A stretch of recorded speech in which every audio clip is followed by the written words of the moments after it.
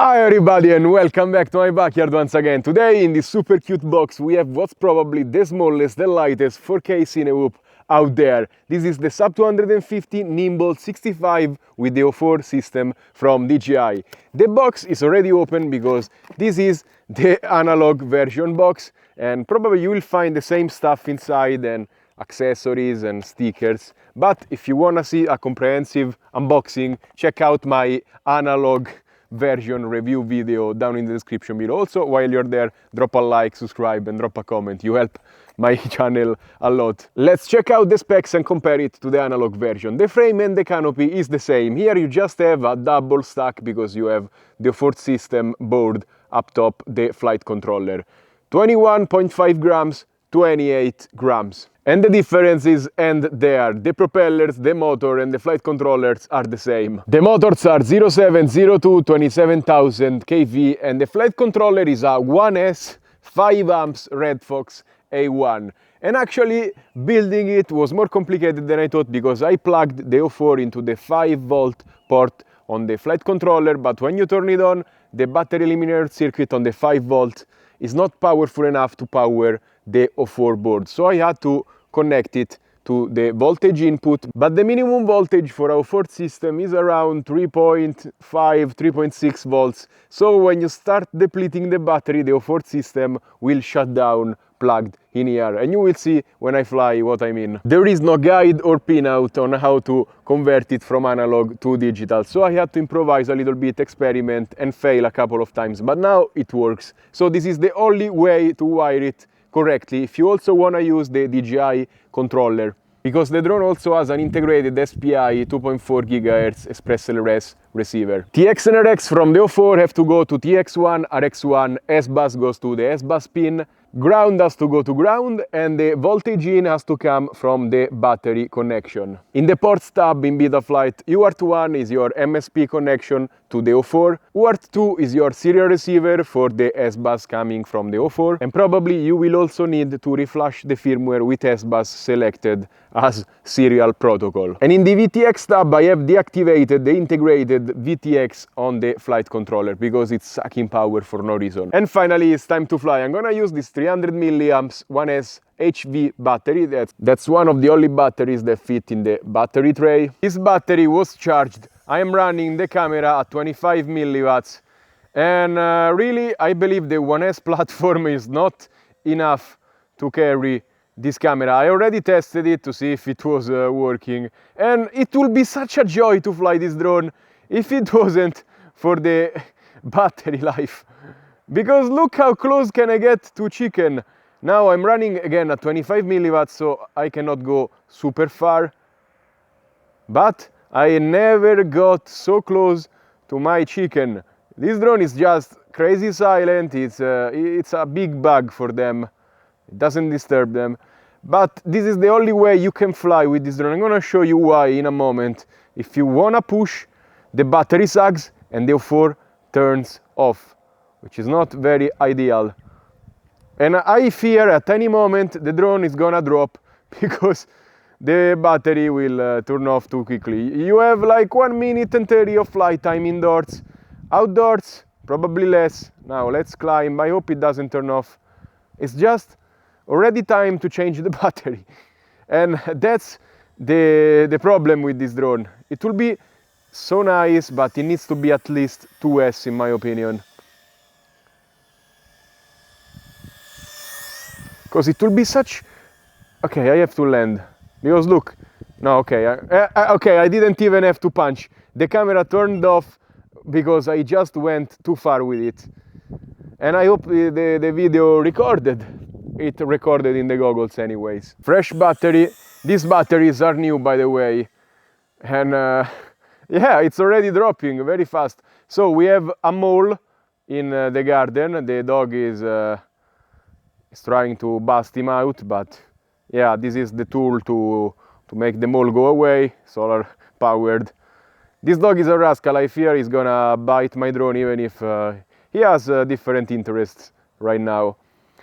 And it will be such a blast. Again, flying this drone, it's a dream come true, but it needs more power and different battery. I don't know where the chicken went. Oh, there they are. Now I'm running on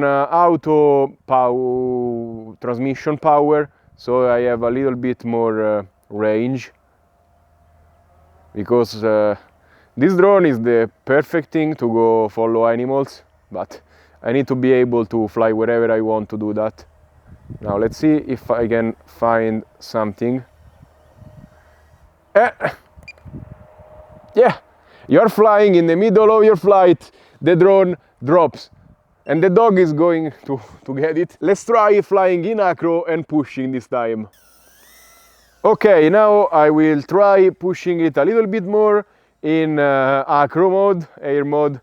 And look, I don't even think we're gonna be able... This battery was perfectly full. If you try and push it, the off-board system shuts down. Okay, let's try flying again. And okay, low battery immediately, like just let me fly 30 seconds without the fear of losing the drone.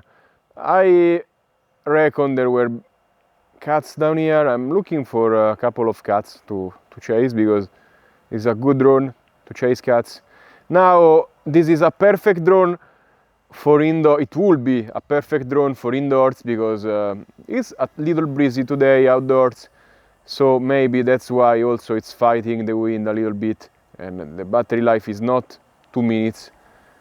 Indoors you will have a slightly better time, but my basement at the moment is a real mess, and I am kind of ashamed to show it to you. And actually I'm gonna use this video, if the drone allows me, to communicate that I'm thinking about, you see this big chicken coop, it's yeah, there is a cat on the roof and I am scared to follow him because the drone may drop. Of course, yeah, why do I even talk? Coming to my final opinion, you can already probably guess the point I will make. Of course I give them the benefit of the doubt because I have assembled this myself, but the commercial version has the same exact electronics, so I feel like it's not gonna behave very differently, if not at all, from this drone I have in my hand. And in theory, the idea of this drone is incredible. Being able to fly something at this scale and not only see in HD, but record in 4K and being able to post the content stabilized with gyroflow was a dream for so many years, and we are so close now. But of course, this drone is not it. It's just a glimpse in what's to come in the following months. I think at the moment the flaws are just too big. Starting from the flight characteristics, I mean, it's smooth if you fly in level mode. Today there was also a little bit of breeze, which I didn't expect this drone to fly like that.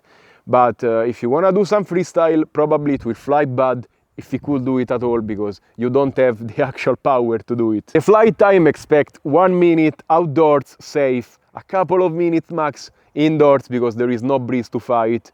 But the biggest flaw of them all is as soon as you push below 3.4 volts, which is immediately, because if you push the throttle, the battery sags, your camera, and if you're connected to the radio, also your radio shuts down and the drone falls out of the air. Of course, this is risky. If you are over some, like a roof, it falls on the roof. If you are over water, it falls into water. If you are indoors, you can just recover it, because then the battery voltage comes back up and the O4 turns on again. But really, it's not a way to fly like this, fearing of the drone dropping at any moment. But luckily, I feel like there is still hope for this class of drones, not with this version, but with future iterations of these 65mm drones. Because for this, they just hurried up and released it as fast as possible. They just reused what they already had, both frames and electronics, and they are not optimized at all. First of all, we will need an optimized flight controller without the integrated analog VTX, which is not needed anymore, save some weight, save some power, and also a stronger 5-volt step-up converter to steadily provide power to the O4 and not letting it shut down at any moment. And with that already we will solve the biggest flaw of the drone dropping out of the air. Still, we will have a crappy battery life, but at least no surprises. Another very beneficial improvement will be make this drone a 2S. Make a bigger battery tray and let it carry 2 batteries at once. Maybe also drop the motor KV a little bit. It will be a nice cruiser drone for exploring. Again, I don't think it will be amazing for freestyle. And if a drone comes out with those adjustments, it will be amazing, and I can't wait to have it in my hand. As for this one, I feel like it's a little bit gimmicky. They rushed to be probably the first to release something like this, but it has so big flaws, I don't feel like recommending it to anyone unless you want to see your drone fall out of the sky. And that's it. We just have to wait a little longer, it seems, to a very finely working 65mm 04 Cinewhoop. And that's all for today. Remember to like, subscribe and comment on this video. Let me know what you think about this drone, and also what do you think about this class of drones. Are you excited to finally see tiny whoops that can record in 4K? It's a dream since I started FPV back in the day, and finally we are so close to it. If you want to buy something, check out the links in the description down below. Clicking on them, you help my channel a lot. And as always, stay safe and happy flying. Bye!